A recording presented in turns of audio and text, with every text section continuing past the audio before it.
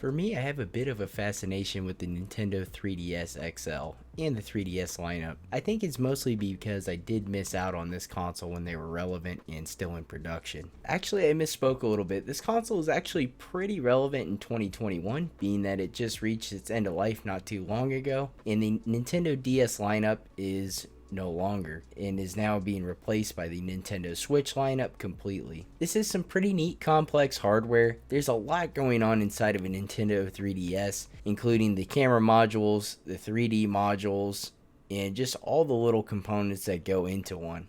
This definitely makes the Nintendo 3DS XL one of the more complicated devices to work on, but I think that's also why I've enjoyed it so much. This particular Nintendo 3DS XL was purchased with a broken top screen, as you guys saw.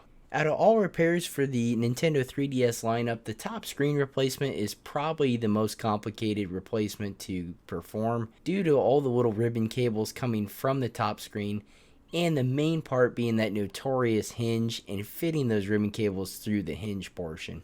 Although this is very difficult to tame those ribbon cables to fit through the hinge, it is possible, and it was made a little bit easier when I used some Kafton tape. Basically, I did my best to group these ribbon cables together, and once I wrapped them around and curled them to the right diameter of the hinge portion, I wrapped a piece of Kafton tape around them and I was able to slide it through. The other tricky parts to this repair is just getting that faceplate off of the top screen. Basically, you just have to move this faceplate down a couple millimeters and then it should be able to start to free itself. The only other part that I kind of struggled with was removing the top portion and the bottom portion from each other. Separating these can be kind of tough, but the best thing to do is just to lift up on the screen a little bit to where you have some room for the pin to clear. Then just go from behind the pin and just push it out with one of your tools. Luckily, after all of that and reassembling this 3DS XL, the moment of truth booting up the system, we luckily got both of the screens to appear and everything seemed to be working.